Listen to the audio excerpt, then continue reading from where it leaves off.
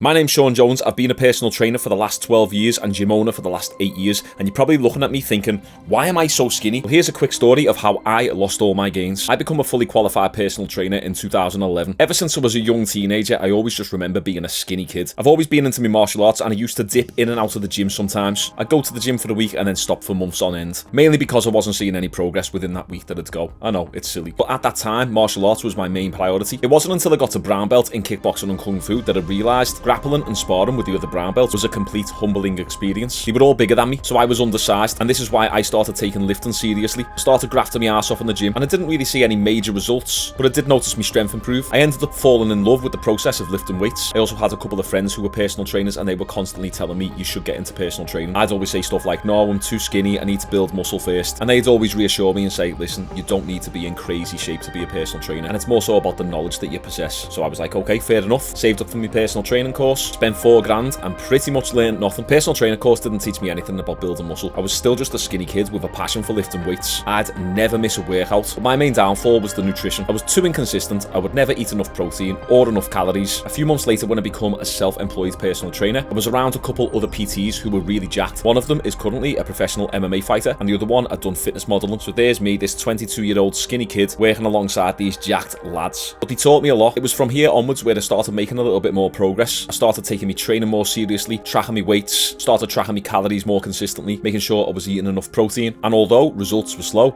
I was still making progress. As I became busier as a personal trainer, I was on a constant mission to improve my knowledge. I was going to seminars, reading books every single day, and this constant improvement in my knowledge directly had an effect on how my physique started transforming. Once I got over the fact that if I want to build muscle, I'm going to have to let go of this requirement to always have abs, I started packing on some serious mass. My strength flew up, and I started hitting some pretty decent numbers on all the main compound lifts. I got really strong, despite muscle growth happening quite slowly. This is when I realised that I haven't really got great muscle building genetics, but I do have really good athleticism and explosive power. Long story short, I was fully booked, business was flying, clients were getting results left, right and centre. I started saving up a lot of money in order to invest in my own gym. The previous gym that we were working at was just due to close down, and me and my friend at the time decided, rather than moving to the next gym that they're moving to, we'll just open up our own gym. Sounds simple, doesn't it? Well, put it this way, I was incredibly naive. I just invested in a pretty big house in the March, and we were trying to open this gym by August. There was some disagreements within the partnership, expectations weren't managed, and it led to me doing the majority of the work with regards to opening up the gym. And then when we were finally open, it was pretty much me doing 90-95% of the work towards the gym. Cut that long story short, the business partner ended up eventually stepping down in order for me to be able to run the gym solo and really push it to its true potential. The only problem with this is it completely consumed my life. I was no longer training with intensity. People would always come over and interrupt me because I'm training in my own gym. I ended up getting a gym membership elsewhere just to get away from everyone. I had group training members coming up to me asking about admin and payment issues whilst I'm in the middle of trying to go for the personal best. I'd have to have sit-down meetings with personal trainers who haven't been behaving well that last week, and the business would constantly get in the way of my own goals. Now, I'm not playing the victim here, I understand that's how business goes, but it's only just dawned on me recently that out of the last 8 years of owning the gym, I haven't had good nutrition, good training with progressive overload, high protein and high calories all at the same time, and you need all of those elements in order to build muscle effectively.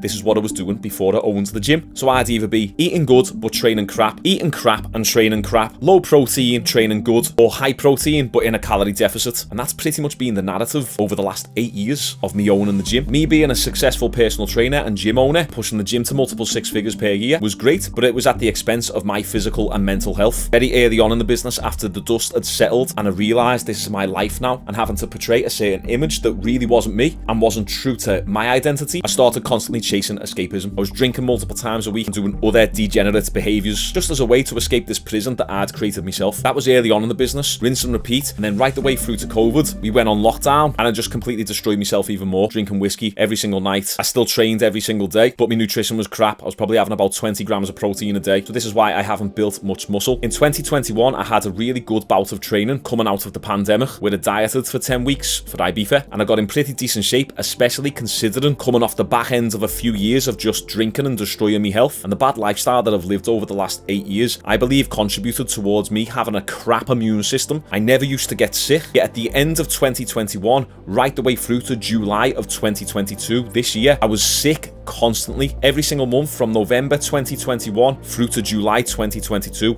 I was sick, and at one point I was sick for a consistent 4 or 5 months. I actually thought there was something wrong with me. I went to get all sorts of health checks screenings and blood tests. It all came back completely fine. I think being sick for these last 12 months was just a big reaction to me destroying my immune system. After I got over the sickness, we booked Ibiza again. We give ourselves 6 weeks to get in shape. I was once again really fat and out of shape just from being sick for so long. I knew I didn't have enough time to build muscle, so it was just a matter of getting lean, getting a little bit of body fat off me. But then another spanner was thrown in the works during that Ibiza prep. During sparring, I took a knee and cracked a rib to the point where I could no longer lift. So I went into Ibiza completely deflated and super skinny. That's why you'll notice a lot of my reels on Instagram, I do actually look quite drawn out and skinny because I've lost so much muscle. Now that I'm completely better, I've got my life in order, and finally, after 8 years of a bad lifestyle, bringing it all together in order to gain muscle back and actually fill out my frame again. That means calorie surplus, high protein, tracking all my workouts, progressive overload, and good lifestyle. I'm using a 4-pillar framework which I outline in my Natural Physique Academy, and it's training, nutrition, supplementation, and recovery. I've now dialed in all of these aspects, and I'm expecting through muscle memory to gain back around 5 kilograms of muscle by February or March. I know this sounds like a lot, but it's completely possible. If you want to build your next 5 to 10 kilograms of muscle, then check out my Natural Physique Academy down below, where I give you an 8-week step-by-step system for you to follow in order to build muscle naturally without steroids. Even if you're an ectomorph with bad genetics, it's the exact system I am now following personally to build my physique back to where it was and very soon surpass where I previously was. If you liked the video, make sure you subscribe for more content like this. Check it out down below whilst it's on offer. Let me know if you liked this video, and I'll see you on the next one.